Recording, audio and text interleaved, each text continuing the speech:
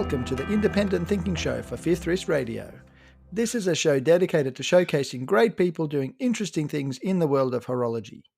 My name is Roman, and today I'm joined by my co-host Michael Woods from Woods Watchmaking. Hey Michael, how are you going? Hi Roman, I'm going well, thank you. How are you? I'm really well. It's been a little while since you and I did a show together. You know, the restraining order is still in place, so, we don't do many of these. Yeah. Today's actually a really exciting episode. I think it's kind of our Fifth Wrist Radio first. We're doing a callback show to a previous guest. We've got a fantastic watchmaker joining us all the way from Denmark. Please welcome again, Christian Lass. Hi, Christian. Yeah, hi Roman and Michael. Thank you for being here again. That's really nice. Since last time we talked together. Yeah, absolutely. And as we were just chatting before, it's been exactly 6 months to the day since we recorded a previous episode. And we should, if you're listening to this for the first time, people, tune back to the previous episode where we talked about Christian's sort of amazing journey into watchmaking, all the way from electronics via Vianney Halter and Patek Philippe Museum. And he's now an independent watchmaker. Now, Christian, are you sort of full-time making your watches now? Yeah, I do like different things. I mean, I'm mainly focused on building watches, but I also do some restoration work, mainly of high complicated watches. So it's mainly like repeaters and perpetual calendars and watches like this that are going on auctions and also for private collectors and this. And then I do like a lot of public speaking, where I'm out either just speaking and make like a show of that, or I have like a live courses where I assemble a group of collectors, and then we assemble like a basic watch that is based on the normal ETA 64997, and then we have a discussion about like how all the parts are working and all this, and have a great afternoon together with that. That sounds really cool. Now, has that sort of had to be put on hold due to COVID, I'd imagine? Yes, we had it on hold for a couple of months because we have this like restrictions of participants. So it went from we had normally like around 12 to 14 people at the time, participants, and then with the COVID we were first limited to 10. But first of all, I just canceled it immediately when it came out because I didn't want to make any things. And then when a couple of months later, we saw that here in Denmark, bars and stuff like this started up again, restaurants and stuff. And then we also started up with the courses. And then instead of having like a small room, we rented like big conference rooms. So we have like plenty of space between us and alcohol gel and whatever have you. So so we're up and running again. Fantastic. The other thing, actually, before we get into sort of talking about your watchmaking, because I'm sure Michael and I are both fascinated and kind of want to learn more. I just wanted to kind of, one of the things I was thinking about with the restoration work, where you work on complicated repeaters and things like that, or complicated watches. How do collectors find you? Do they reach out directly to you? If let's say if I have a really complicated watch that no one else can fix, do people just reach out to you on Instagram or whatever, or do they have to go through a auction house or something? I just often wondered how that happened. That happens mostly like the collectors that have these kind of pieces, they know each other, and then my name comes up, I think, in their conversations, and then they shoot me an email or like reach out on Instagram. But it's really rare that somebody new like reach out. Is kind of a little group of people that have these kind of watches and use me for that. But it's mainly I have some like really, like, how can you say, like really big collectors in the world that are using me, and then I have like one or two museums abroad that's using me as well. That's sort of similar to me actually. It's mainly word of mouth, and so there's a group of it's a group of watch enthusiasts, I suppose, that are always talking and discussing. So like I got contacted by one of Roman's friends in the last couple of days as well. So it's sort of a small world, and everyone knows everyone almost. So yeah, I think it's mostly a question of confidence, So if one had a great experience, he pass it on to another one, because a lot of these watches is worth like a ton of money, and a lot of the watches I say no to, because it's if it's something that is like fairly new, and I don't have access to parts, or I cannot make parts where the watch will not be original anymore, and so on. And then it's so I'm mainly focused on the old pieces, like the pocket watches, like from the 1800. Yeah. Yep. That's very similar to me. Actually, I had to tell a customer today that unfortunately I can't get parts for that modern watch of a certain brand, and it's I mainly focus on vintage. I don't go back usually as old as 1800s. Sometimes I can, but mostly it's you're talking about the 20th century vintage. So, but Yeah. before we go on any further, this is sort of a common thing with your show, isn't it, Roman? We forget to do drink and wrist checks. Yeah, I always forget. That's true. All right, yeah. See, that's why I have a co-host, because otherwise I find usually the guests we get, like somebody like Christian, I'm fascinated by what he has to say. But anyway, you're right. Sorry, we have a format. We should follow the format. You don't care. Boss. You don't care about the drink. Yeah, exactly. You just want to get in and ask questions. Exactly.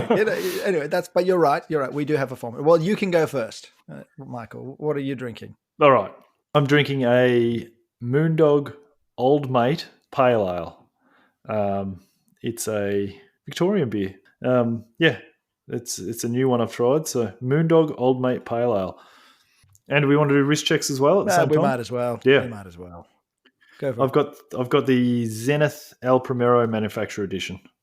This has been on my wrist probably the majority of the time over the last few months since I got it. So that's a nice one. Yeah. Yeah, it is. It is. Beautiful. All right. What about you, Christian? It's a bit early in the day. We should do a location check as well. So where are you, Christian? And what time of day is it where you are? Yeah, exactly. Yeah, exactly. I mean, I would love to say drink something like, I don't know, like a Chateau Lafite from 1936 or something like that. But I don't. It's 11 o'clock in the morning here, so I haven't starting with the alcohol yet. So to me, it's just like normal. I have like a glass of juice. It's not the most exotic. But for the wrist check, I have what is called my new watch on here that we're gonna talk about later. Fantastic. Does it keep decent time? Yeah. It definitely do. I mean, we still, now it's the prototype, so we haven't really been focused on the final regulation. Sure. Also, the pictures you see online is still the prototype. There's still, I mean, there's basically only Geneva stripes on the movement and just a tiny bit of beveling, but there's going to be a lot more. I've got to say though, you put a picture up, and we should tell people to go and look you up on Instagram as well. But you put a picture up of those Geneva stripes, and my goodness, they are unbelievable. We should talk about looking at that. I realized what Geneva stripes actually should look like, if you know what I mean. Thank you. Yeah. There's certainly different degrees, isn't there? Like there's a certain crispness that you can get, and that's what you've achieved. So, yeah.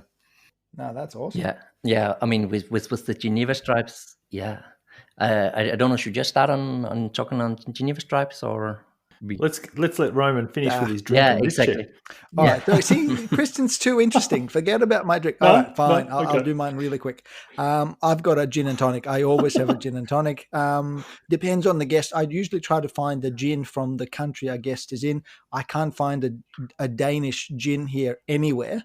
Last time we had Christian on the show, I actually went out and bought some Carlsberg, which is the sort of the Danish biggest brewery, but I didn't get a chance to do that.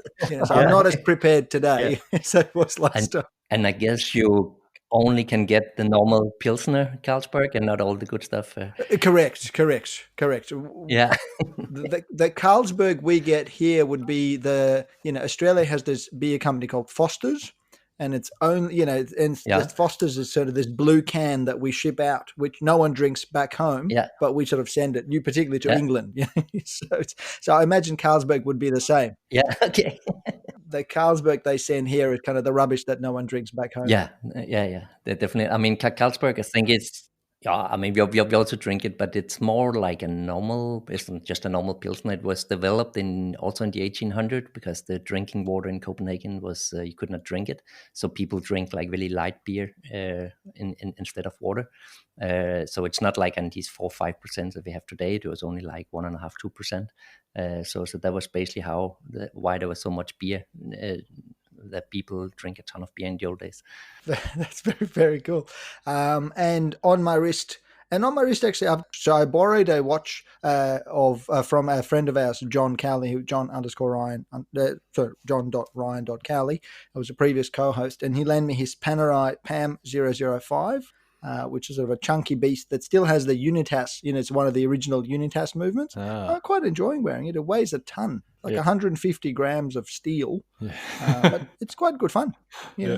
It's as far away as a watch. I usually wouldn't wear something like that. Yeah, I have to go look it up. I have to see what it is, but it seems like a really nice stuff.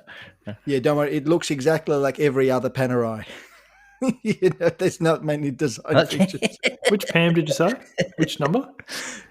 PAM 005, I think. Okay. That's what John told me. To me, I can't tell them apart. Yeah, I'm a bit like that. They look the same. But anyway, so not as good. So that's done. Let's get back to Christian and his Geneva stripes. Tell us about your Geneva stripes. So actually, Christian, how do your Geneva stripes are different from kind of the mass-produced Geneva stripes that we get on movements? Why do yours look so good? Yeah, I mean, I make my Geneva stripes. Yeah, I mean, the way I make the Geneva stripes is like the old-fashioned way. So it's made with like a real Geneva stripe machine instead of an automatic one. Like when you have to do high production, you have to cut the Geneva stripes really deep. So the Geneva stripes kind of cut the whole surface, and they just cut into the material until everything is the same level. And then you will have these Geneva stripes that are very they're not like flat. So when you see in the beveling on the side, it will go like a zigzag up and down, because one side of the Geneva stripe is lower than the other one, and then comes the next stripe that is low again, and then goes high, and so on. So you'll have this kind of zigzag thing in the beveling. The way I do Geneva stripes is that I first take the bridges and then I mirror polish them so there's no scratches whatsoever. Because the technique I use is the old one where you use like a boxwood, cup, like a wooden cup, like a tiny one with grinding powder on. And it only takes off like maybe like 100 or 200 of a millimeter, and therefore it doesn't cover anything. So if there's any kind of scratches or anything before, you will see it through the Geneva stripes. But the machine itself is a tiny bit flexible, so it's actually like following the surface of the bridge, and therefore the stripe is not cutting into the bridge. You don't get this zigzag thing, and it becomes like totally flat. You when you put your finger over them afterwards, you cannot feel that they're there. And so it's like a spring. It's like a little bit of slight bit of spring, so it's not as rigid. Yeah, but I mean the whole machine is super rigid, but we are talking about like 1/200 of a millimeter. Yes. So it's so if you just have a machine that is totally fixed, like you have the robot machines that are doing it, they don't have anybody to like follow it. They just go back and forward and cut deeper and deeper until the stripe is completed. And then also with the most like high production machines, they use like a very, very big like grinding cup, so that is maybe like 5 or 10 times the size of the stripe. Oh wow. And when you see like the old style Geneva stripes that you have on watches from the 1800 stuff, that's basically what I try to simulate. It's there the stripe makes like a 90-degree turn and come out to the side, or like 45, 90 degrees. But most modern stripes, if you trace the lines, they're very, very long, like they're almost parallel lines that just have like a tiny twist in the end. And therefore they don't really catch the light really well. So when you're turning your watch from side to side, the Geneva stripe will only light up, like a tiny bit of the way, where the old style ones, they will catch the light the whole way, and therefore they are much more alive than modern ones. And that is basically what I'm doing. I mean, I think the first time I saw this kind of work was with Dufour. I mean, not to compare my stripe with him, because his stuff is like awesome. Oh, you can give him a run for it. Yeah. Your watches are easier to And buy. We should talk you up because Philippe yeah, watches are unobtainable. yeah, Your exactly. Yeah. But Yeah. actually, to talk about the four, I mean, the first one of the first experience I had with Switzerland, that was like in watchmaking school. We went on a class trip to Switzerland, because not so far from Denmark, and we visited the four at that time. That was like in 2004, I think, something like that. He was doing the simplicities there, like a. And I remember I just came into this workshop, and I saw this kind of whole new world. Like, wow, man, there's like one man who's just instead of making watches to earn money, like just to make a living, he make watches that is like pieces of art and like expression of himself and so on. And then afterwards, I just start to study kind of his work, and it took me years to understand like all the details that there was in these watches, all like Geneva stripes, like what makes a nice Geneva stripe, what is like more mass produced, and so on. So that was really something that I have tried to study a lot. And then when I was in Vianney, he's also doing like some awesome stripes, and I learned to make stripes in his place. And after, we was a couple of colleagues in Vianney's that once in a while went to the Fur's place. It's like 50 kilometers from Vianney's, and like spend an hour or two in his workshop, and he showed a little how he did the different things, and we tried to do stripes. Not that I can say I learned it from him. I mean, he when when he was making stripes, just remember, he was doing it on his machine. It looks awesome. You take the same machine and you do exactly the same as he's doing, and it just doesn't look very good. So it's Yeah. all about the person who's sitting behind the machine. of I mean, course. Yeah. after I published the picture of my machine that I built, I just built it from parts I had lying around in the workshop, uh, and there's so many that ask me, how did you do it, and how do you adjust it and all this, and I said, yeah, I mean, I just do like this and that, and I everybody. It doesn't matter which machine you have. It's like asking if how to build a violin. Like that's easy enough, but to play it afterwards, that is that's a different thing. Yeah. Absolutely, yeah. Well, that's Yeah. the difference between a master, and I'm not saying that just to embarrass you, but that's the difference between a master craftsman doing something Mhm. with years of experience in their eyes and fingertips versus somebody who's just learning new. Just it takes a lot of time, takes a lot of practice to get something really perfect. Yeah, absolutely, Yeah. absolutely. Yeah, also, just to give an idea, I mean, when I do stripes, I always do 3-4 bridges before I make the one that I have really to do That's a good tip. to set up the machine and get the feel for it and all this, because the each time you have to, because it's made of wood, this cup is also get used, and therefore you have to make a new cup quite often between each bridge, and each time you have to adjust it, and each time there's just, even if you make it completely similar, there will always be like a tiny bit difference in each of the way you cut it. So then you have to adjust the machine like half a degree back and forth here and there until it's making a nice work again. That's fascinating. Yeah.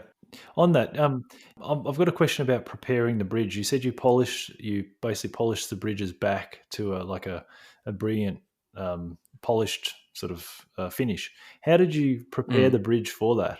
What sort of methods did you use? Because I did something like that recently for a bridge, and it took forever to do it, to get it back to a good finish. Yeah, but it does. Yeah, There's not really it's a like quick it was way like around. half a day just to get it back to that, to that finish. Exactly. Yeah. So it's basically, first of all, like when I design a watch, there's always like 1/10 of a millimeter. They're too high or too. Yep. So afterwards, I can rectify them so they're totally flat before I start working on them. Yep. And then afterwards, in the end, when I have made all the decoration and oilers and all this, like polished all them and polished around the screw holes and what have you, Mm-hmm. then in the last moment, you'll see when you put it on a flat. I use like a glass plate, Yep. and then with this diamond paper, then you will see just by working with the bridge, it will be bended a tiny bit again. Like Yes. it's not bended, but it's just moved a tiny bit. So you have to grind it flat again Yep. on some rough paper, like maybe 20 micron or something, and Yep. then you move your way up until you get to the 1 micron and make it really shiny in the end. But the biggest problem is to have like a clean environment, like there's just, like a tiny bit of dust or some particle from the air that is contaminating your paper, and then it makes like a big scratch over your bridge Ooh. again, and then you can Yeah. start all over. Yeah. So it takes a little while, but you have to get it like really perfect shine in the end. Otherwise, the stripes I make, they will not cover it. Yeah. So then you will see like these imperfections through it. At least I know there's no shortcut, and yeah, and it wasn't a wasted time I was spending. So yeah. Yeah, look, Christian, let me just take you back a little bit, back a step. So at the end of the last episode, we followed you from your schooling, work with Vianney, then you're working at Patek Philippe, and then when you decided to transition into sort of setting up for yourself, what was what gave you the spurt to actually begin your own watch? And how did you find somebody a person to commission a watch? How did that kind of transition happen? Yeah, that was actually by coincidence because I had I still have a good business going with restoring watches. That was also one of the reasons why we moved to Denmark was because I knew that I want to kind of step out of the museum for a while. So we had like an exit plan there. And then the last period, I was like on 50% and then have my own company in Switzerland where I did like restoration work. But I could see many of like most of my clients was outside of Switzerland, so I always had the hassle with the borders and making carnet voyage, and I don't know what to get the pieces in and out. Yeah, the customs and all Yeah, that. exactly. Of course, you can just cross the border and put it in your pocket and go back again. But to get caught with I don't know, like a 300,000 franc piece in your pocket is not the best. No. So therefore, it made a lot of sense to be in the EU zones where it's a lot easier with the shipping. Yes. So I kind of made that in the beginning when I was here in Denmark, and then Denmark is not really like a watchmaking area. So of course there was a lot of media attention to me coming to Denmark, and there was like a local podcast. We one of the watch fanatics here in Denmark. He Oh, made very cool. a podcast where he visited my workshop, and he saw all the tools I had. I never seen anything like it before, so we talked a lot about it. And then he asked me what my dream was, and said, would be nice to make a watch one day. And then like I think a week or two later, I just get a phone call from one who said, okay, you want to build a watch, I can finance it. So I just Oh, started. amazing. So that was how it get started. So it's truly by coincidence, because I seen, like to just to make a watch and then try to sell it afterwards. It's such a big project to design a watch and to have set up all the machinery and all this. So therefore you have to calculate between like 1 to 2 years of work at least before you have like a final product that you could start Oh, selling. wow. So of course you have to finance your time somehow or that way.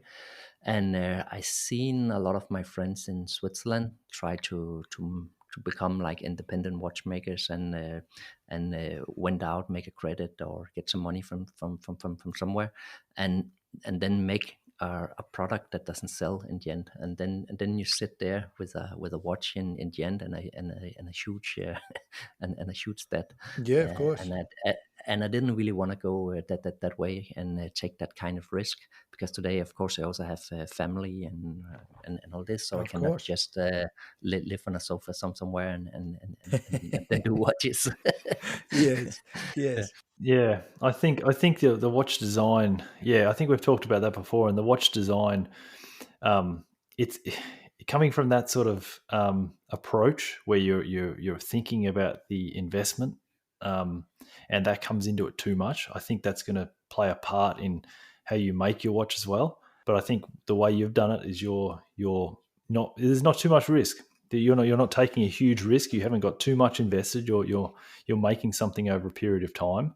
And I think, yeah, if you go and get people providing the finances for you, and all of a sudden you're in debt or whatever, then it's just coming at a different angle. And I think that's a scary way to do it. Definitely for me, anyway.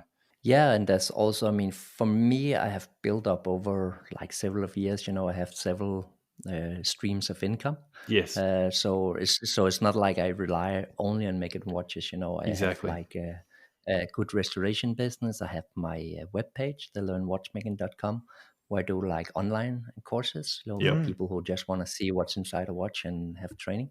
And then I have my speaking business that's also become quite substantial over the years. So that is, so therefore there's not so much risk in what I'm doing, and therefore I have time to design something that is nice and do a lot of trial and errors. I mean, I think I made like, how many I did now?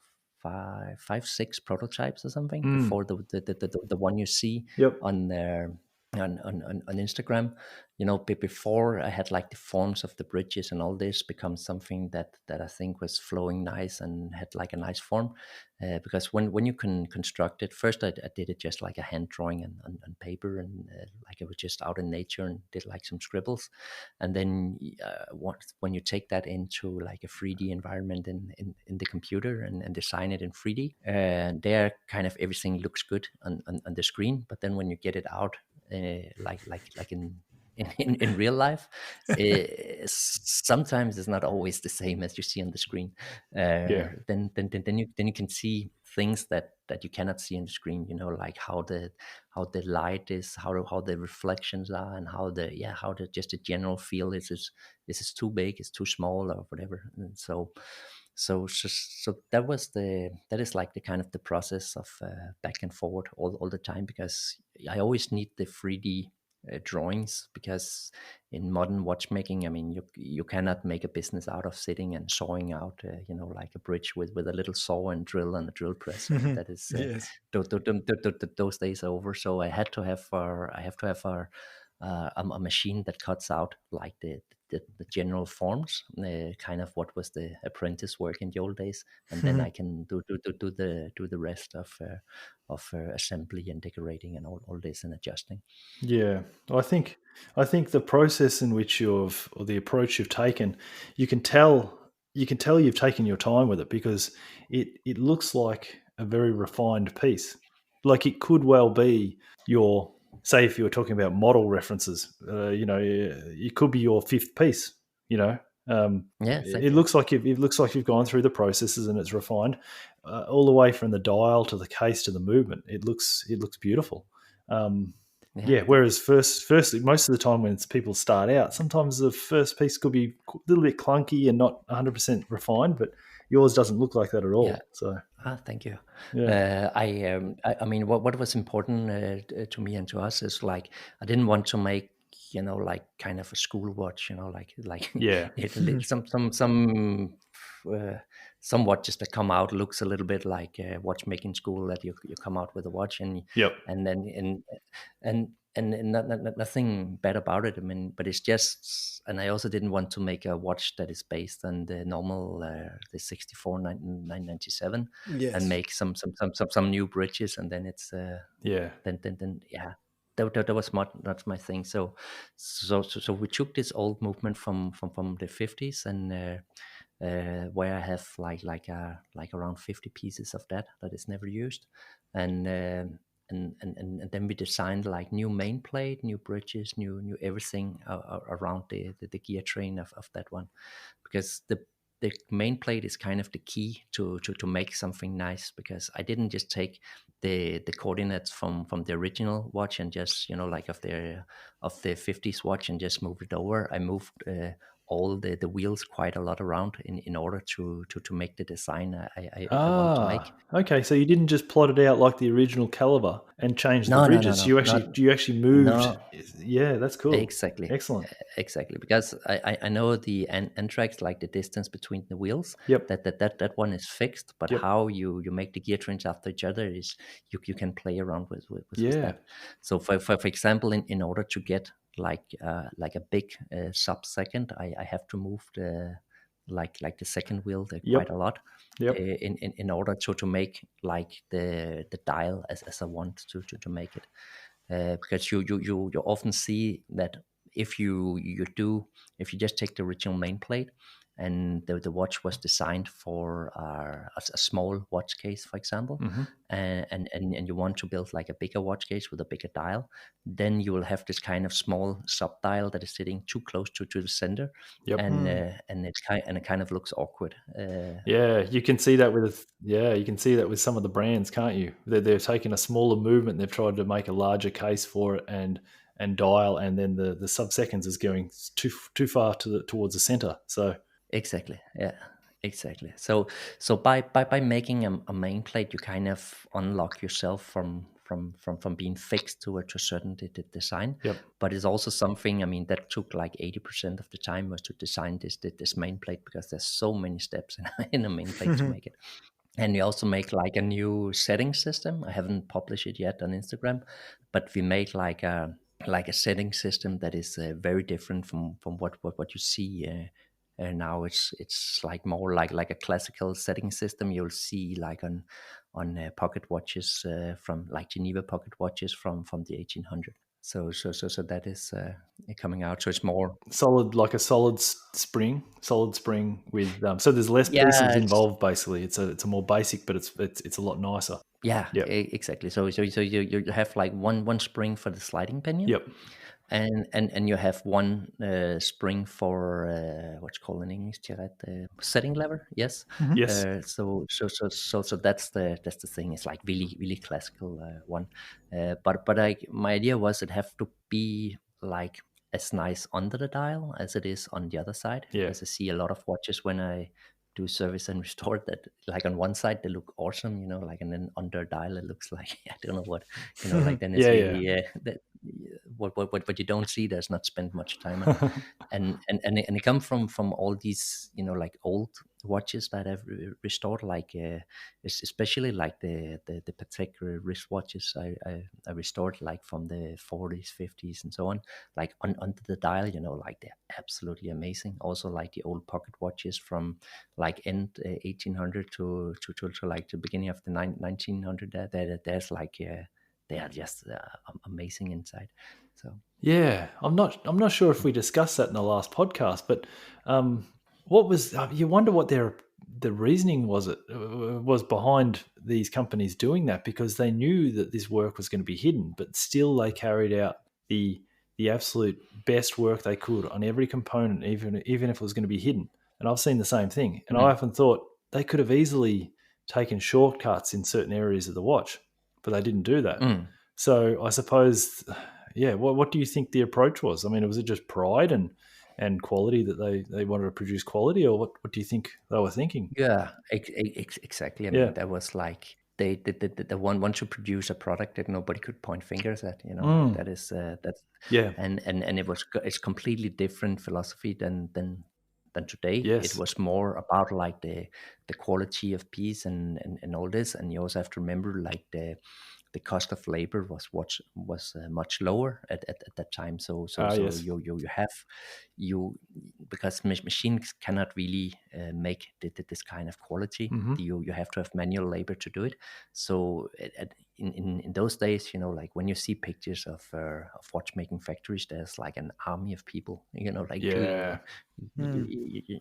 like you see these pictures where they're sitting in long rows, each with a tiny drill press or something. Like today, like a whole room like this with 100 people is Sure. just one machine that's doing it, and nobody can afford to have like 100 people to work in that Sure. manner. Yeah, Yeah. one of the stories that I've heard about the finishing stuff on the under the dial, and that could be sort of a hearsay legend sort of story, was a lot of the original watchmakers were Huguenots, and they were a religious group. So the thought was that, even though a man couldn't see it, but God was always watching. So every part had Ah, to be finished perfectly because God could see through everything. So the idea was you couldn't cut corners because you weren't tricking the customer. You could trick the customer.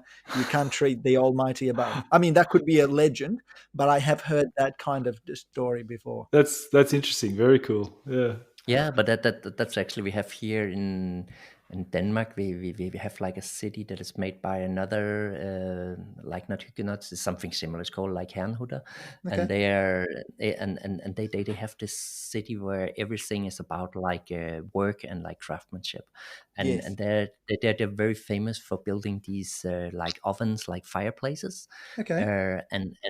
and they are exactly there the same quality on the back that it is on the front. Nobody would ever see it, but the thing is that like God will watch it, so Yeah. he, Isn't he that he interesting? will see.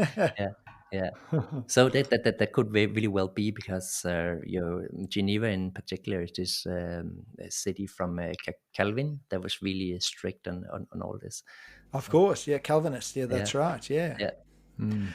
Now, Christian, the question I had with your design was how much of the final watch design that you came up with, how much was it in your head and you just said to the person who was commissioning the piece, this is what I have in mind, or how much of the design came from the commissioner, if you like? Yeah, we had like a discussion about it with my client, but I would say like maybe 80 to 90% comes from me. I Right. discuss it, and I say like this could be nice, this could I have some ideas, and we incorporate that into it. So we both had like an idea that we want to build like a simple watch, like really well Mm. made, with kind of the simplicity set as the high as the standard kind of Yeah, sure. Yeah, that we yeah. want to make some kind of simple watch really well made, and then we made on from there, and then we also want to have some kind of special design. And then I came up with the balance bridge there that is attached to the barrel bridge, So and beautiful. yeah, and to make some kind of nice flow through the movement. And that one I get inspired by I use nature a lot. So I was out. We had next where I live at the coast here, and we have a lot of islands from the Ice Age, and that is just in front of where I live. There's like around 50 small islands Oh, where you amazing. can either drive or sail to, and and then I was out on one of these ones, and I saw one of these small, like plants coming out, like a small sprout with two leaves coming out, and I saw, okay, that's kind of cool. And then that became like the balance bridge. It's quite unique. And what's even more unique that I like about this is you've got a separate bridge as a stud holder, basically, Yeah, with a exactly. little jewel like a roller to help adjust the Yeah, position of the hairspring. That's something that you don't exactly. see often. I've seen a similar sort of design in a couple of maybe one or two school watches, but nothing where it was like a separate little a cock basically. I've seen other Yeah. designs, but not like this. So that's another unique part of this watch that I really like.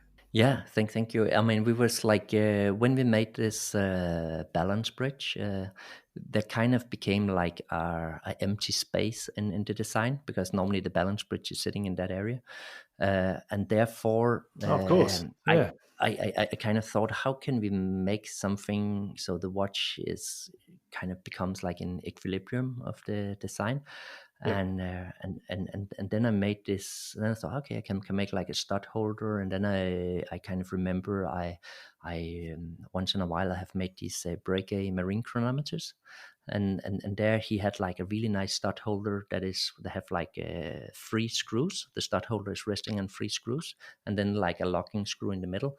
And thereby you can just like the polishing tool, like you can adjust it in each direction, up and yes, down. If you screw on all of them at the same time, you screw them down, then the piece will go up. If you just screw one down, it will tilt and so on, and thereby you can adjust the hairspring. So I designed something like this first, but then it was too small because these screws they don't really have a position where they're fixed, so the thing will be all over the place. And then we came up with the thing of having that it could be kind of tilted over like a sphere, like a ball of some sort. And then we came up with a ruby ball that is kind of the fixation point that kind of keeps it in place in the right in the right place. So the ruby ball can be screwed up and down. There's a screw from the back side, and then there's two screws that can tilt it back and forward, and then like a fourth one on a third one underneath that will lock everything up in the end. That's really cool. And what I like is you've solved two problems. You've filled a space where the balance cock, I suppose, would sort of usually be. It would have been empty there, but also you've added some balance to the design of the movement, because it almost mimics that cock mimics the escape wheel cock that's on the other side. So it really adds a lot of balance to the movement. Looks beautiful. So Yeah, thank you. I mean, the idea was to have some kind of access, like just like if you have like a nice like a garden or something like this, you always yeah, have some kind of access in the garden, so it's kind of mirroring each other. But it should also not be total in symmetry. Not in that one. So it should be like balanced yep, and yeah. yeah. And where did you get the jewel made for that?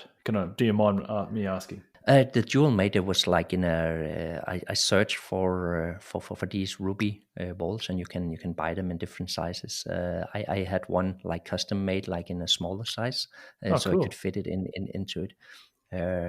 You can just look it up. There's plenty of it. It's Yeah, yeah. but it's yeah, It's like a custom jewel manufacturer sort of. Yeah, exactly, yeah, yeah. That's awesome. I mean, what I find yeah, really interesting is, you guys are both watchmakers, and I am the opposite of that. I can barely understand how the watches work. But that yeah. that design feature with that. I wouldn't say that. Thank you. That's very kind. Very kind. But what I find really interesting is that the way you've made that watch, I would look at it and go, that is just breathtakingly beautiful.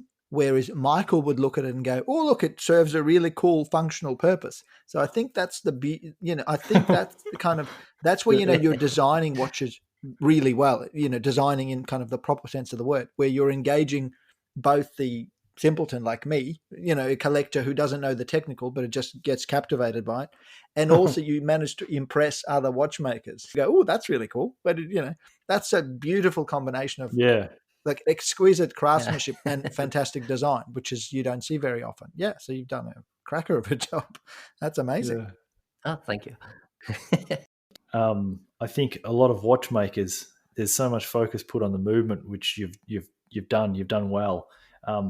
But I'm so impressed with that dial, and you had I've seen limited stuff on who you had engrave it and everything. But do you mind going through the process of like who helped with the dial and how it was made in full? Because that is something that I definitely want to learn from, because at some stage I want to have a dial made for me, or at least take some part in making the dial as well. So would you mind going through the process of how the dial was made?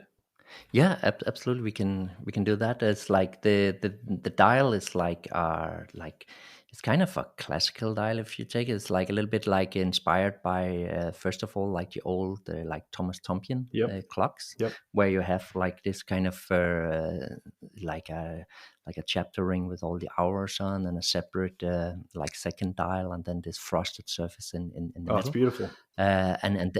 and then of course it also have some influence from where we work with Vianney. Yes. So we kind of designed a dial in the beginning, and it kind of just became more and more like into this type of style.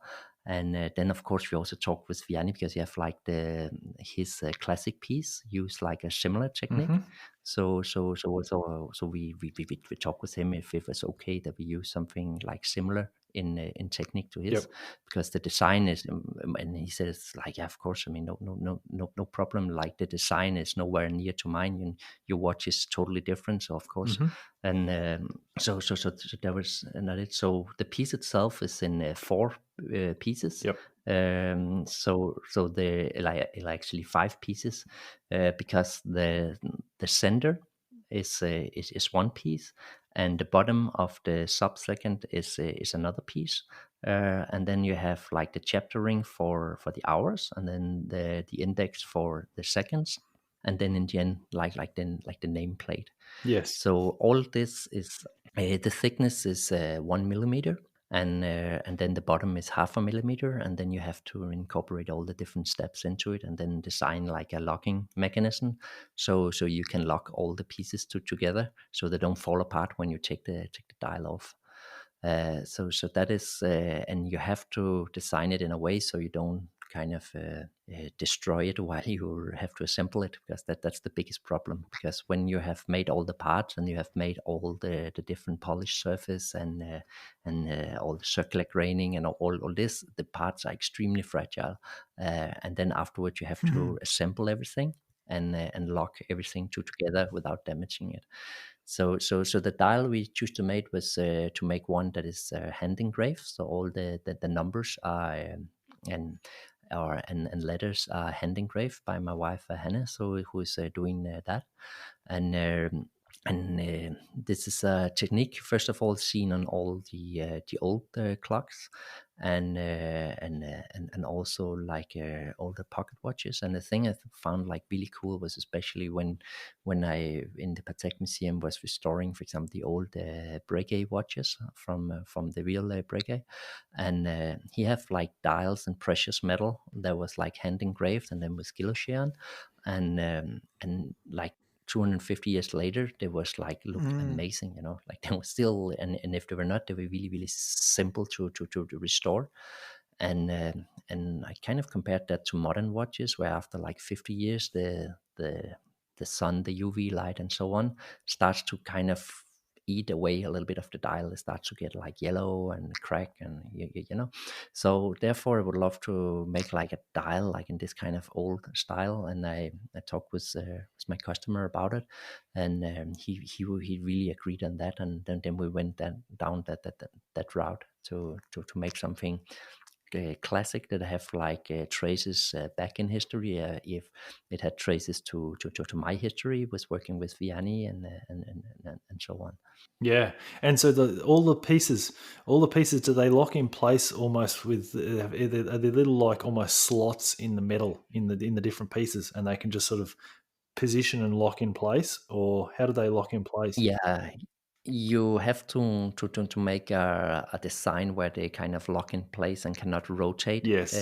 So for example, the centerpiece have like the cutout for the sub-second dial. So when I put in the centerpiece and the sub-second, then they will lock each other and they will not rotate anymore. Yeah. And then they're kind of set a little bit like a jewel, that there's a cutout on the back, and then a small lip where you can kind of press that in over, so it's kind of Oh yes. locking each Yeah, other. and So and it's German silver. yeah, Yeah. this one is the proto, is in German silver. The final one on this watch is gonna be in white gold, like solid white Yeah. gold. Okay. So we make this one in German silver, and then that's it. Yeah, and did you do the finishing on the surface of the dial? Yeah. Yeah, that's really good. I love the fact that, and you're right about the deterioration over time with dials, and the fact that you've just used solid metal with black like enamel paint. Basically, the Yeah. aging of that is going to be so much better. It's going to last a lot longer because you're just using solid metal. You're not relying on paint um, printing so much. Yeah, So yeah. exactly. And also all the printing that is on is like engraved into the Oh, of metal. course. Yeah, there's nothing just surface. Yeah. Exactly. So if like in 100 years or whatever, it's if something should happen and it looks bad, you clean everything off and you're just down to the bare metal, and then you can make it again.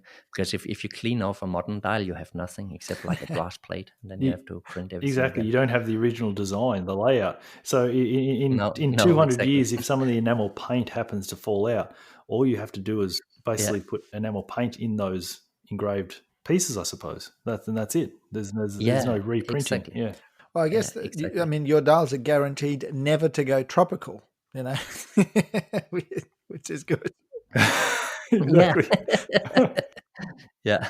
Yeah. So do you see a slightly different color using white gold for the next one? If I see, yeah, I mean the color is very, very, very different. I mean, I think German silver and white gold is pretty similar in color. But for example, the silver case we have on now on the prototype is also going to be in white gold. Yep. So that's going to be like more dark in it. Yes. It's hard really to tell the difference, but like what it really is. But it just have like a darker reflection, like the white gold. So it's the white gold with the palladium inside, Yep. and therefore it makes it like this really, really dark, deep kind of reflection Yeah. in it. Yeah. Yeah. Very cool. So and then of course with we will also make watches, of course, with the German silver dials, but the German silver will like also with brass will kind of become like Mm. tarnished over time.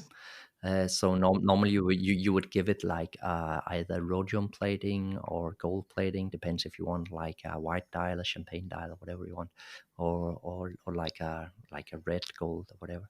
So that can be so we have like the different options. If the clients want like solid metal, like solid gold, we can do that, or if it's like a German silver with a plating on.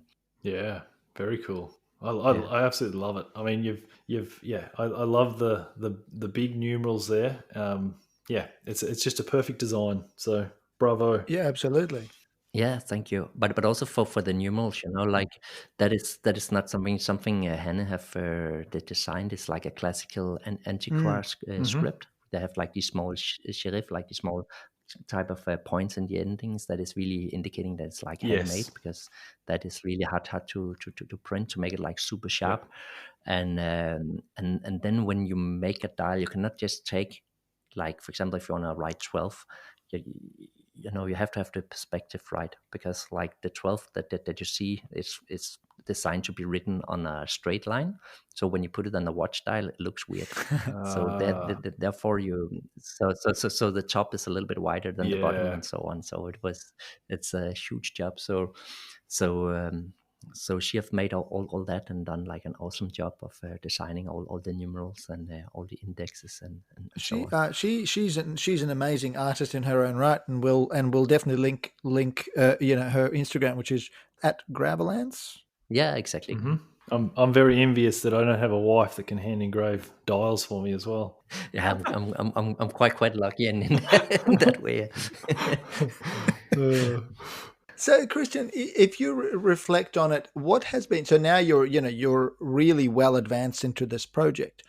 What I sort of want to know was, what was harder than you thought it was going to be, and what was easier than you expected it? And if you think back, what has been the hardest, and what has been the easiest, I guess, in the process?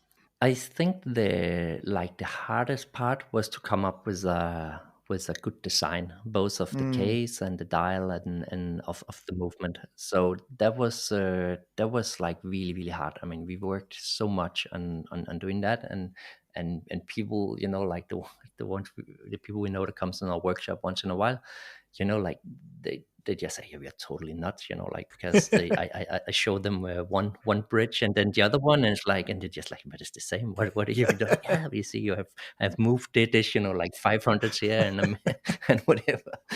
And there's this, and you see, before there was the screw was over here, and now it's over there in order to make it more balanced. So that was yeah, so that was definitely the hardest.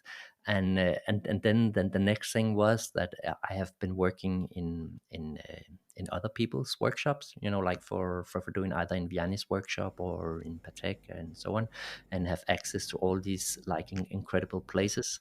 And now I have to have all the techniques in-house. right. So it was a a big step, because a lot of the things, just small things, but it takes a lot of times to make. Each time you have to make a small holder for holding a piece while you're doing something. It takes half a day or to do that, and then it's just like endless amount of tooling you have to make in order to produce a watch. So most people don't really think about that, and that was also because, like, one of the main thing, if I wanted to make a watch, I wanted to be in control of the whole process.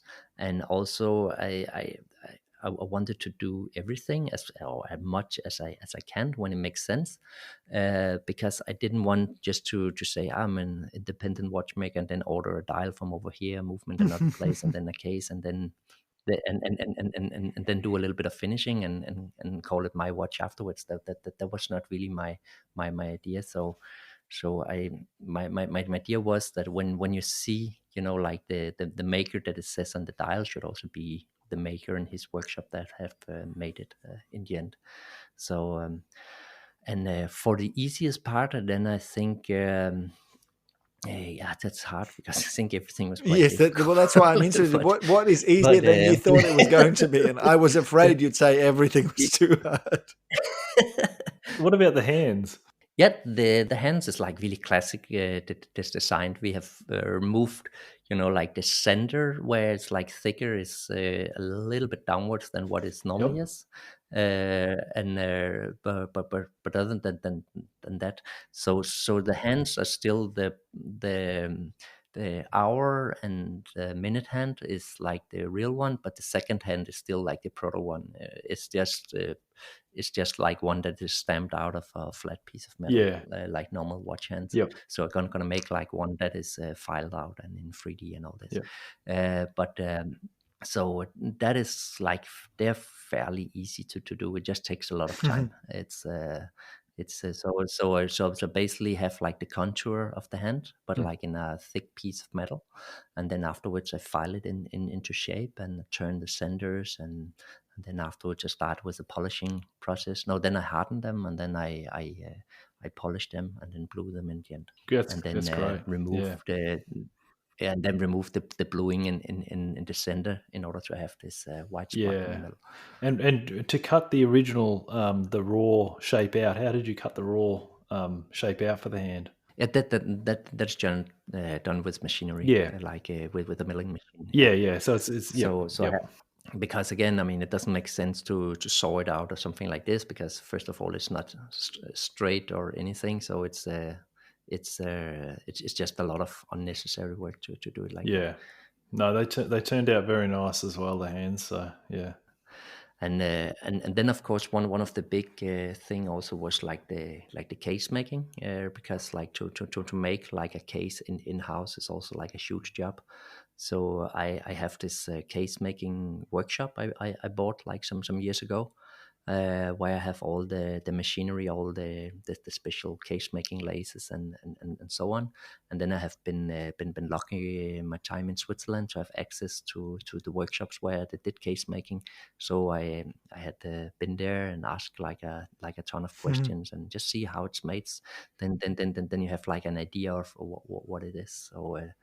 So this is like very, like this type of caves is a little bit different than most cases, because it's made just out of like a solid bar instead of being casted into shape or being pressed like most modern cases is pressed, and this one is like the old style where you have like a bar of gold that you then cut a piece out and turn it into a circle, solder it together, and then like forge it into the right shape. And then in the end, you turn all the contours and the recesses for gaskets, and there's all these things, and then soldering on the locks and so on. It's a beautifully shaped case. Yeah, I mean, I don't know many watchmakers who make cases at all. I mean, I can think of Roger Smith because he made that famous series of videos of cases. Yep. And I'm not sure if Kari makes his own cases. I mean, it's incredible.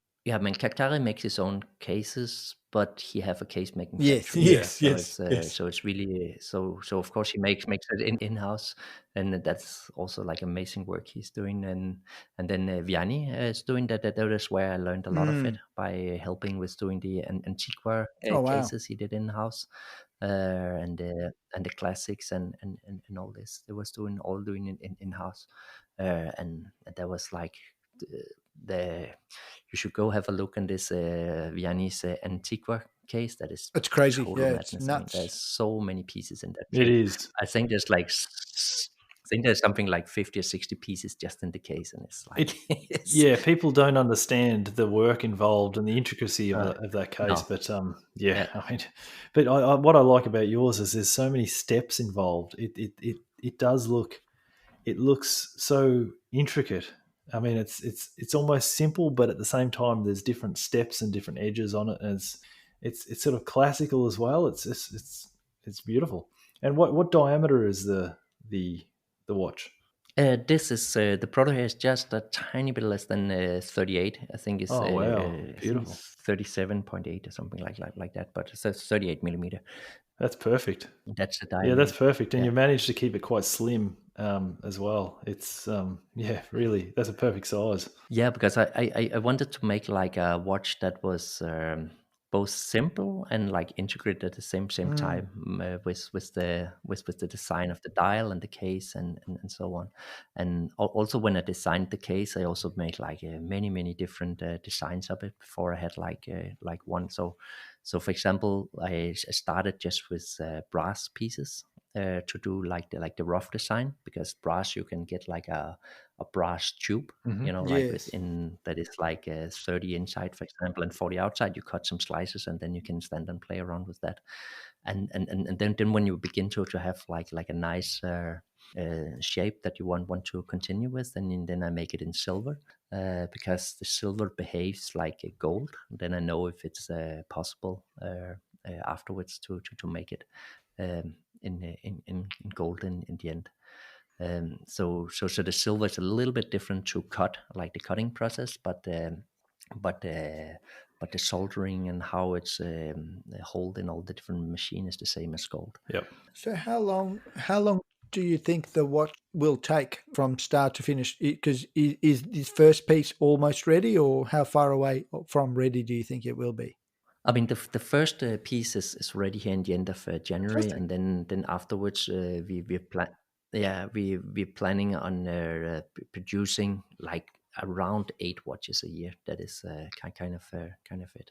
So when you do it in series, it's a lot easier than Yeah, doing of one. course. That's why the prototype takes so long time, Mm. because each time you have to set up the machinery. It takes quite a long time, and then just to make one piece. But if you can make a small series of 5 to 10 pieces at a time, it goes quicker, of course. So it takes, like, in production time, if you calculate all the hours, is definitely a couple of months to make one piece. Yep. And are you open for collectors now to get in touch with you and commission pieces now? Is now kind of the perfect time to get in there? Yeah, we already have a couple of commissions on it, and we have a couple of single digits left, and then we are setting up like a retail agreement, Oh, wow. like especially now, like in the east. So we get contacted by some of the big retailers there, and so we're setting that out. So it's gonna come out like in beginning of next year, but we are already taking commissions on them. That's good. Really good. That's Yep. amazing. Yeah. How difficult do you think it will be for you when you finish your first piece? What I'm always fascinated by is, as an artist or a creator of something, and particularly with watches where it's taken you, 1 to 2 years to make it, get it ready. How difficult will it be to give it away to a customer? Well, even to the first person commissioning. Is it going to be will you shed a tear or something, or are you happy to get it off your plate? Yeah, Just get it out of my life. no. Yeah. No, for this watches have definitely not been like that. But it will it will definitely been a strange moment when you work so much with a piece to give it away, and especially when it's the first one. Mm, So basically, what I'm giving away here is kind of the prototype watch, which mm, that you normally like are keeping, and it's because that was the first I get commission that directly like that. mm. So that of course is like special, but that it's going to a really good collector, so it's not so far away from where I'm. Yeah. Yeah, that must be difficult, because I was going to ask, that was what question I was going to ask. Are you going to keep a piece at some stage and maybe a prototype in silver or whatever? But yeah, that's obviously answered that question. So Yeah, yeah. So that's that's it. Yeah. I'm really impressed with the total build of this product, and yeah, I mean, it's like when I first saw that a little while ago, the watch with the dial and the case and everything, that's like, it looks like my perfect watch, um, and I'm impressed that you've, because one of the design difficulties is having a history with different companies like Vianney or Patek. It's so Mm. difficult then to not be influenced so much by them, because when you Yeah. like something, or you've seen something and you admire something and you work on something for years, you can't help be influenced, and you might be a little bit, but from what I can see, it's keeping far enough away from those companies or designs where it looks quite original, and yeah, you've done a good job of that. So that I can understand that design element, and not being influenced too much by other watches. So Yeah, yeah, because that was one of the exactly what you say, Michael. Because you can really quick make something that is like a Patek watch or Vianney watch or something. yeah, So that is, but of course, I mean, everybody sees my watch is also, like it is influenced by my history and what I've been doing, especially like the restoration work with all the old pieces, and then working for Patek, and like this kind of like elegant dress yeah, watches, so it's not some kind of huge chunk of mechanics sitting on your arm. yeah, And I also didn't have any idea of making, like the fastest, the biggest, the baddest, whatever, most precise. I just want to make a watch that was like super simple, and something I would like to wear myself, like a small piece of art that you could walk around with. it's very pure and simple. And I've just loved hearing the layered history that has gone into this watch. You know, that the shape of the bridge is inspired by the little island near where you live. You know, that the Mm. dials technique, resembles the history you had at Vianney Halter's work. You know, that Hannah has done the numerals. I mean, there's so much of you and your family in this piece that these lucky collectors will get to treasure. It's exactly like a masterpiece painting, where it's painted by a hand, and you can trace the hand of the painter through their master, or where they learned from, all the way back. It's just been such a fantastic conversation. So thank you so much for sharing that. That has been lovely. Yeah, thank you very much. And Yeah. the fact that there's going to be, potentially half a dozen, 8 made per year, whoever purchases these knows that there's going to be, not many out there. So it's very attractive, the thought of buying one of these pieces. So yeah. Yeah, thank you. It's that was exact. Yeah, yeah. So how do people get in touch if they want to learn more? Where do they find you? What's the best way for them to reach you? I mean, the best way to reach me right now is either through Instagram, just write me a message, or on my email. You can just email directly at info@christianlasson, one word, .dk. Yeah, that's kind of it. Or just write me a small text somewhere. Great. Brilliant. And Yep. I hope everyone listening, have a look at Christian's Instagram page. You'll be blown away. It's Mm. phenomenal work. Yep. Well, one of the last things we do here is some Instagram recommendations for people to follow or for us to discover. I might throw to Michael first. Yep. Okay. I've got someone that I'm not even sure if we've mentioned them before on the podcast, but they're just new to the Slack group, and they go by Loosely Wound on Instagram. So LOOSELYWOUND. Yeah, pretty cool pieces on there. Nice pictures, and yeah, his name's Daniel from Very nice. Virginia, I think. So yeah, so go follow him. Very cool. Wasn't following you before. That's really cool. So we're Yep. springing this on you, Christian. We didn't prepare you. I don't know if you've got anyone in mind, or you can No. talk about Hannah. Hannah's account is awesome. People should definitely follow that. There's your cheat sheet if Yeah. you wanted to get out. Yeah, yeah, yeah, definitely. I mean, if you follow like these crazy engravings he's doing, it's like called Gravalance, at Gravalance. So it's GRAVALANCE. So it's like a word that is built out of gravure, from engraving, and then excellence. So it's a Gravalance. That's clever. So that And she just posted something about half an hour ago while we're on this podcast. So, yeah. Yeah, I can see that's the Yeah, dial, yeah, the numbers, exactly. and all this. Then you exactly then you can see the process, because I get I get quite some messages, Yeah. like on Instagram. It's like, listen, dude, those numbers are printed, so they're not there. Check out Yeah. this. If you look at it, you can definitely see when you come to the end of a numeral, it comes to a sharp point, and there's different levels, there's different depths as well, and you can, like, the hand engraving just looks so much different. People are the worst. The worst thing about the Instagram is the people, Yeah. isn't it? The people, we hate people. Yeah. People are the No, worst. that's some amazing. I have like yeah. Yeah. So yeah, I think that's for now. I think the rest is kind of covered. I have like one. It's like a Please. Danish blogger who's really good. He's called like Christian Hohen or Hagen. It's like Yes. Christian with K, and then he's yeah. Yep. He have also some really interesting stuff to look at, and he's a really nice guy to be around. Yeah, cool. Very cool. Denmark punching above its weight. Between that and Urban Jurgensen, you've got the world covered. I mean, I think that's about it. I can think of Denmark. No, very cool. Well, I'll do mine, and then we can wrap up. So the person I've got is at Meierist. So it is MEIRWRIST. Meierist. Just a cool sort of nice person to interact with. Really cool sort of quirky pieces, a few Star Wars and a few vintage stuff, and yeah, just very cool.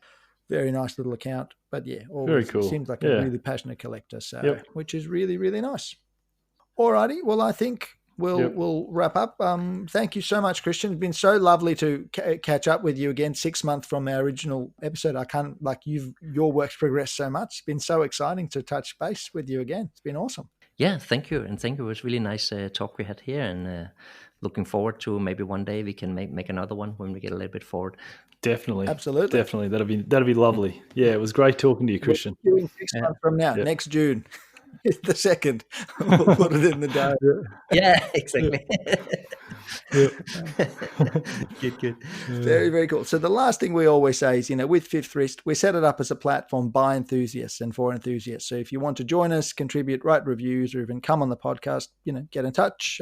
Follow Fifth Wrist on Facebook and Instagram, or on our website at fifthwrist.com. Like and subscribe to the podcast and leave us a review. It helps to spread the word.